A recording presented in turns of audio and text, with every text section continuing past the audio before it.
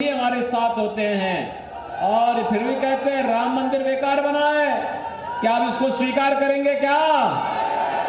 क्या इसको स्वीकार करेंगे? क्या बहनों और भाइयों, ये जो श्रेय और जो यह पुण्य प्राप्त हुआ है, नेतृत्व मोदी जी का है,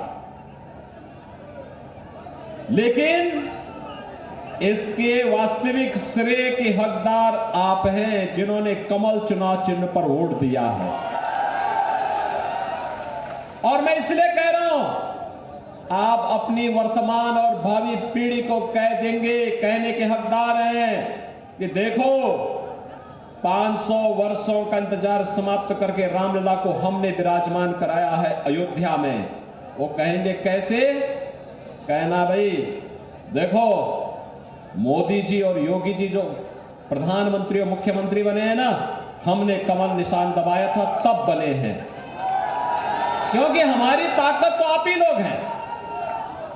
जब आप साई जी को, सलभ मणि को, रमविक्रांत त्रिपाठी जी को, सुरेंद्र चौरसिया जी को, सुरेंद्र कुशवाहा जी को चुनाव जिता करके भेजते हैं, तो यही हमारी ताकत बनती है। और इसी ताकत के बल पर हम राम द्रोहियों को दरकिनार करते हुए राम भक्तों की आस को पूरा करने में अपनी पूरा ताकत लगा देते हैं।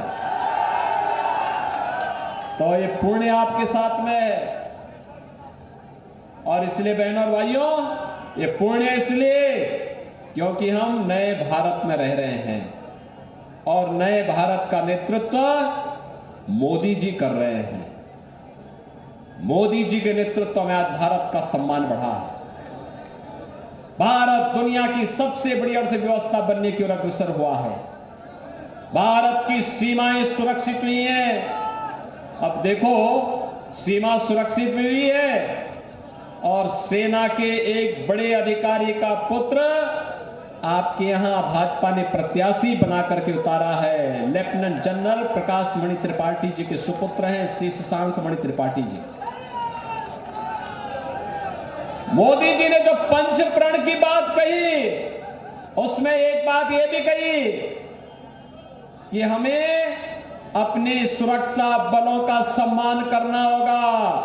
और बहनों और भाइयों, सम्मान व्यक्त करने का इससे अच्छा माध्यम नहीं कि अगर त्रिपाठी जी ने सीमा की सुरक्षा के लिए अपना पूरा जीवन समर्पित किया है, तो आज अगर उनका पुत्र लड़ने के लिए आया है तो एक वोट हम भी इसके प्रति उनका सम्मान व्यक्त करते हुए देंगे।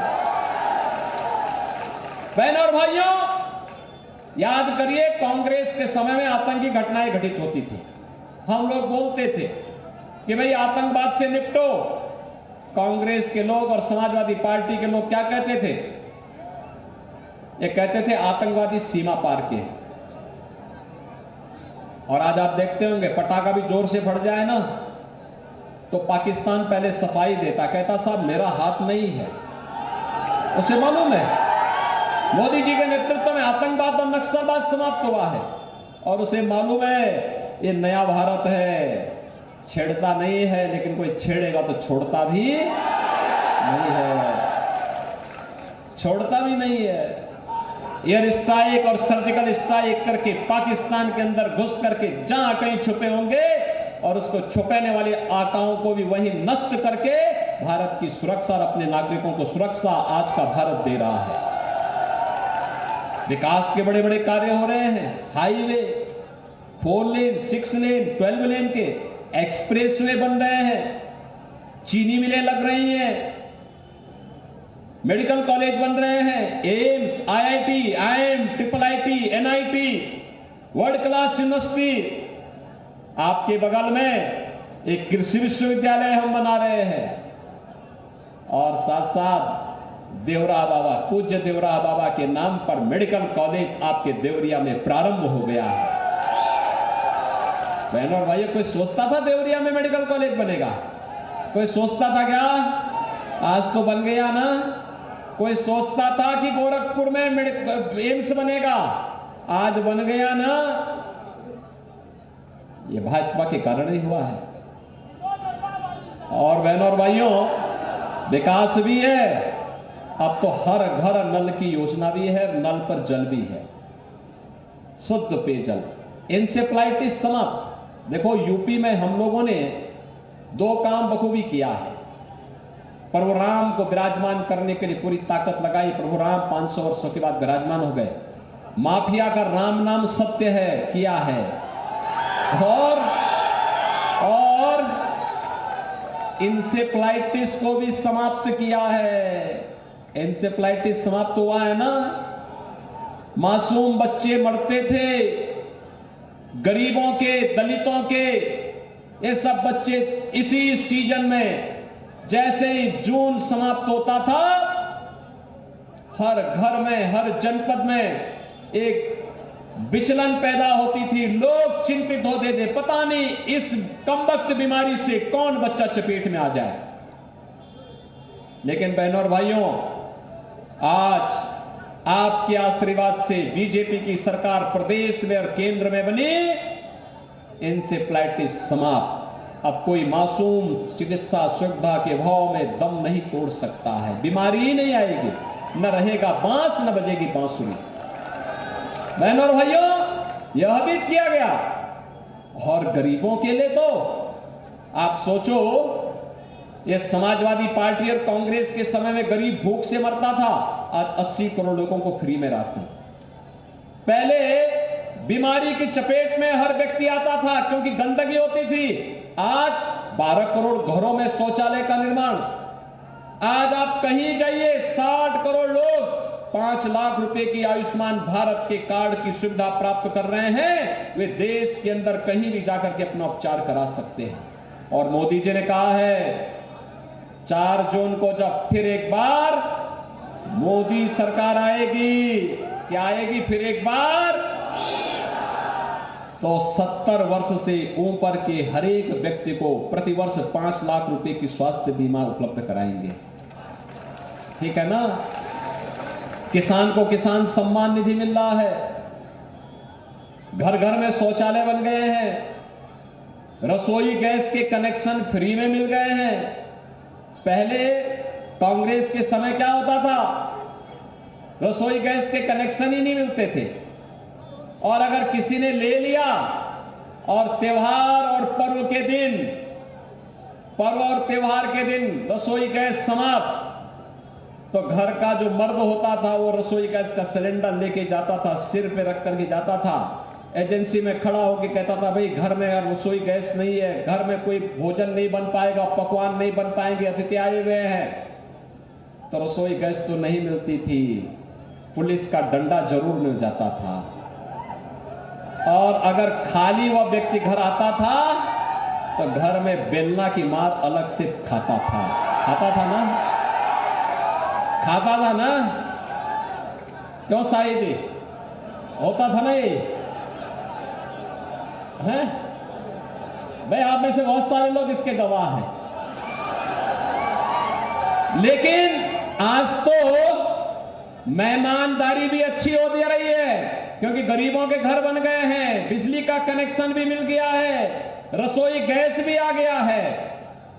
और यहां पे तो हमने ये भी किया है कि होली और दीपावली में उस हर परिवार को फ्री में एक भरा हुआ सिलेंडर भी उपलब्ध करवाएंगे।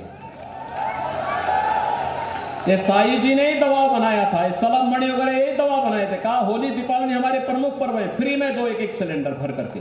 और बहनों और भाइयों, हम दे रहे हैं।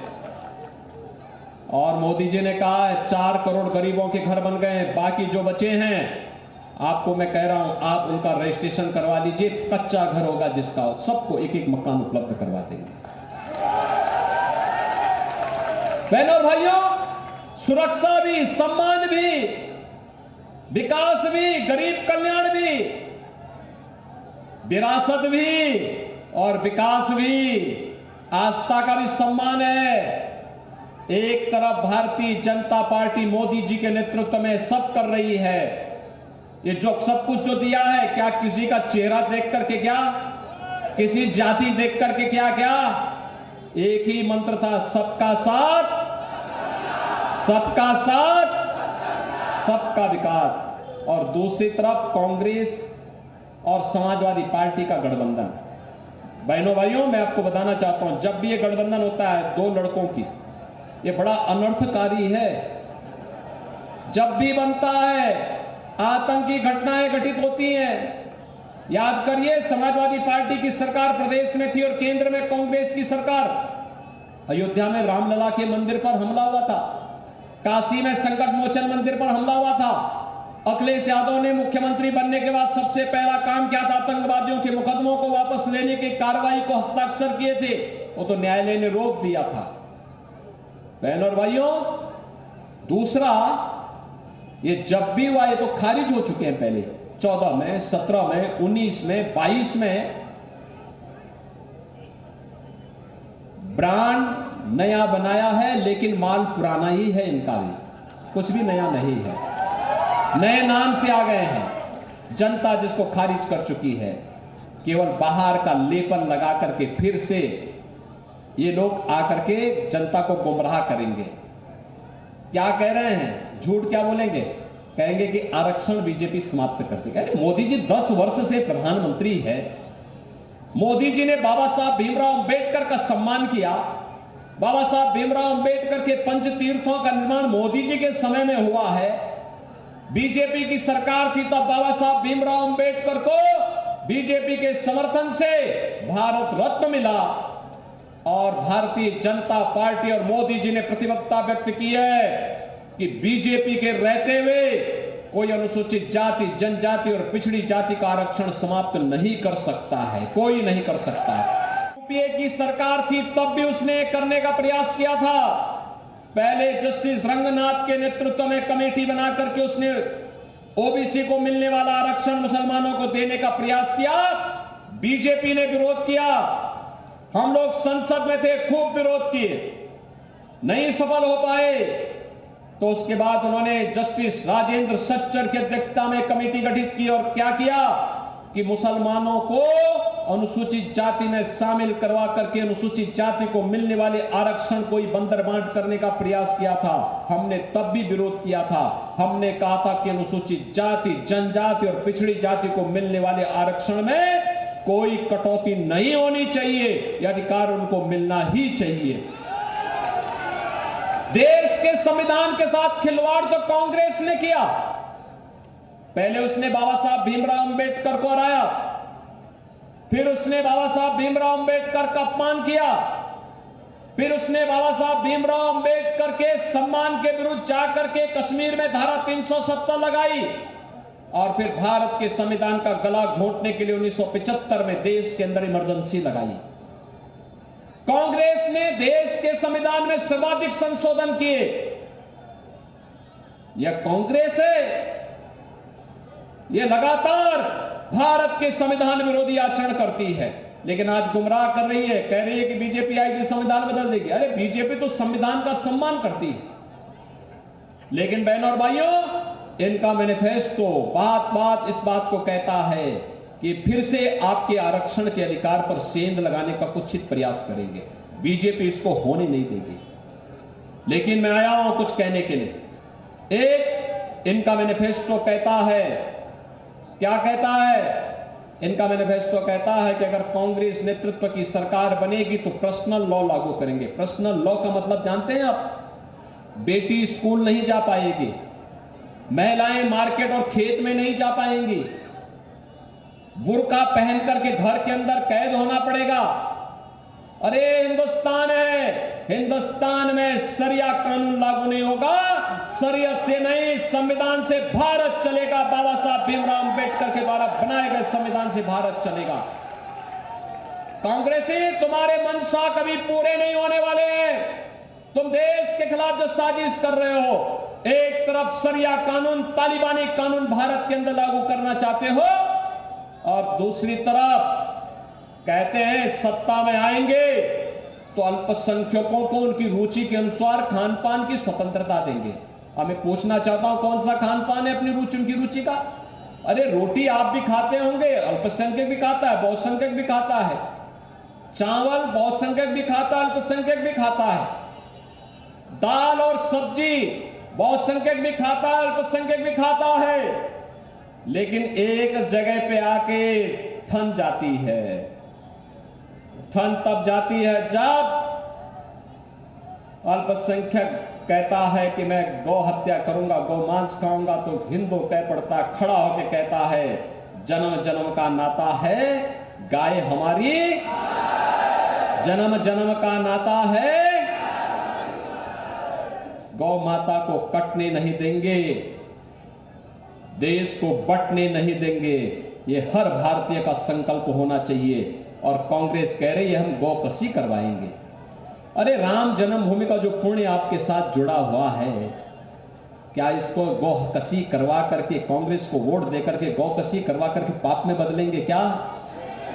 पाप में बदलेंगे क्या? ये पाप कभी मत करना, कभी नहीं करना। और इसीलिए मैं आया हूं आपके पास। ये तो देवरा बाबा की धरती है।